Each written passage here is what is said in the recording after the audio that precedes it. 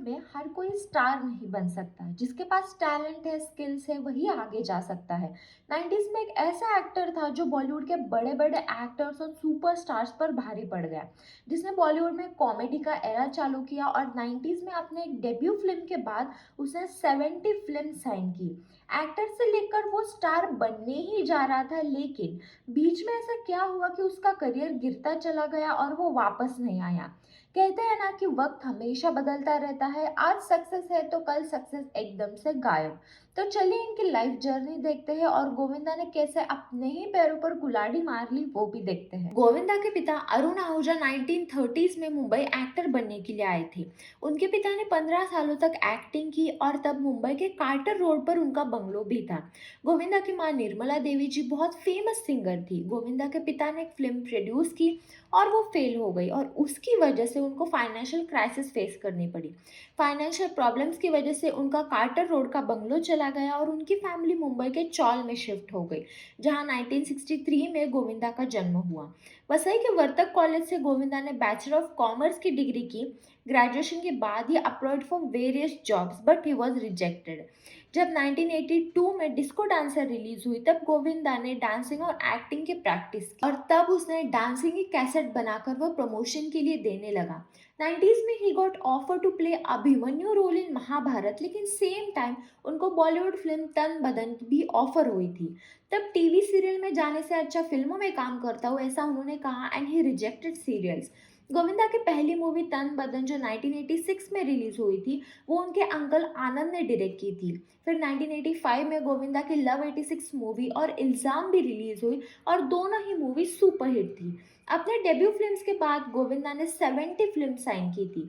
70 films का contract तो उन्होंने साइन किया था, लेकिन उनमें से 8 से 10 प्रोजेक्ट फेल हो गए। 4 से 5 फिल्म्स टाइमिंग की वजह से हाथ से चली गई और 40 फिल्म रिलीज हुई थी। एक इंटरव्यू में उन्होंने कहा था कि वो दिन में 4 से 5 फिल्मों की शूटिंग करते हैं। फिर खुदगर्ज, दरिया दिल, घर घर की कहानी, हत्या, मरते दम तक, जीते हैं शान से ये मूवीज रिलीज हुई। फिर 1990 में गोविंदा डेविड धवन से मिले और तब 90s का वो एवरग्रीन कॉमेडी मूवीज का दौर चालू हुआ। 1993 की आंखें उस साल सुपरहिट थी। फिर Raja Babu, Coolie number one, hero number one, Bade Miyan छोटे मियाँ मूवीज रिलीज हुई। 90s में गोविंदा की परफेक्ट कॉमिक टाइमिंग कोई भी बीट नहीं कर सकता था।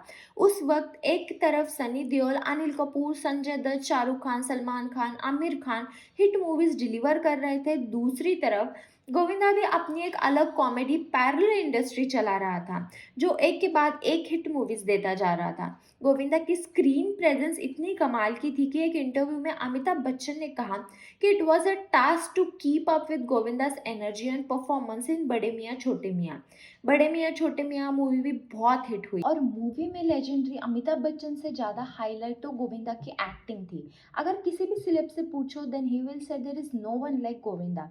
फिर आया साल 2000। 90s में तो गोविंदा ने बहुत सुपरहिट्स दिए, लेकिन जब ताल, गदर, देवदास के लिए उनको सपोर्टिंग रोल ऑफर हुआ, तब ही rejected all this cult classic movies because at that time Govinda को सिर्फ लीड रोल मूवीज चाहिए थी।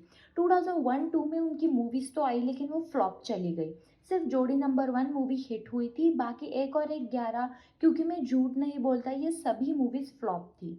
90s तक बॉलीवुड में कॉमेडी और ओल्ड स्कूल वाली लव स्टोरी मूवीज चलती थी, लेकिन धीरे धीरे बॉलीवुड बदलने लगा, बॉलीवुड मूवीज भी बदलने लगी। ताल, हेरा फेरी, कल हो ना हो ऐसी मूवीज आने लगी। 2001 में गोविंदा ने जीतो छप्पर फाड़ के ये शो भी किया था, लेकिन सिर्फ 13 एपिसोड्स के बाद ये फ्लॉप चला और ये बंद किया गया। लेकिन Govinda was not ready to change, वो अपना लीड रोल भी चेंज नहीं करना चाहते थे और मूवीज भी उनको वही पुरानी स्क्रिप्ट वाली चाहिए थी। ये गोविंदा की पहली गलती थी। मूवीज तो फ्लॉप हो रही थी, इसलिए उन्होंने बॉलीवुड से ब्रेक लेने का सोचा और गोविंदा ने पॉलिटिक्स ज्वाइन कर लिया। He won a seat in parliament from Mumbai by defeating MP Ram Naik by 50,000 votes in 2004। फिर 2003 से 2005 तक उन्होंने कोई मूवीज नहीं की। कुछ डीलेड फिल्म्स थी जो 2005 और 6 में रिलीज हुई, लेकिन वो भी बॉक्स ऑफिस पर फ्लॉप थी। 2000 से बॉलीवुड का रेवोल्यूशन स्टार्ट हुआ और बहुत सारे न्यू कमर्स भी उसी पीरियड में हिट हो रहे थे। जैसा आमिर खान ने लगान, दिल चाहता है मूवीज़ की, तो दूसरी तरफ क्राइम मूवीज़ ज़्यादा ट्रेंड में चलने लगी। पहले शाहरुख, सलमान, आमिर, अजय ये सब गोविंदा को टक्कर देने के लिए थे, लेकिन 2000 में ऋतिक रोशन, अर्जुन रामपाल, अभिषेक बच्चन, इमरान खान ये सब भी रेस में उतर गए। 2006 में गोविंदा ने फिर से कमबैक किया भागम भाग मूवी से, और वो मूवी ब्लॉकबस्टर थी। 2007 में सलाम में इश्क रिलीज हुई, लेकिन वो फ्लॉप थी। फिर गोविंदा ने सलमान खान और डेविड धवन के साथ पार्टनर मूवी की और वो सुपरहिट थी। पार्टनर मूवी से लोगों को पुराना कॉमेडी किंग गोविंदा मिल गया था। 2008 में गोविंदा लेफ्ट पॉलिटिक्स और एक इंटरव्यू में उन्होंने कहा, I believe that it has to do with the fact that my films were not promoted and I had wasted a lot of time in politics. I had put a lot of weight during that time. When I decided to make a comeback in films, it became very difficult. I have wasted many years in politics. Some of the films that I have done are lying in the corner and I hope they are released soon. Partner movie के बाद गोविंदा ने बहुत movies की, लेकिन वो fail थी। जैसे money है तो हनी है, life partner, do not disturb, ये सभी मूवीज़ फ्लॉप थी। 2010 में उन्होंने मणिरत्नम की मूवी रावण की, 2011 की नॉटी एट 40, 2013 की फिल्म दीवाना में दीवाना जो शायद 90s की फिल्म थी और 10 साल के बाद रिलीज हुई, वो बॉक्स ऑफिस पर गिर गई। फिर गोविंदा ने बंगाली में अपना डेब्यू किया, लेकिन वो भी फेल हुआ। फिर 2014 तक तो ठीक था, लेकिन उसके बाद जो गोविंदा की फिल्में थी, पता नहीं उन्होंने वो मूवीज़ क्यों की।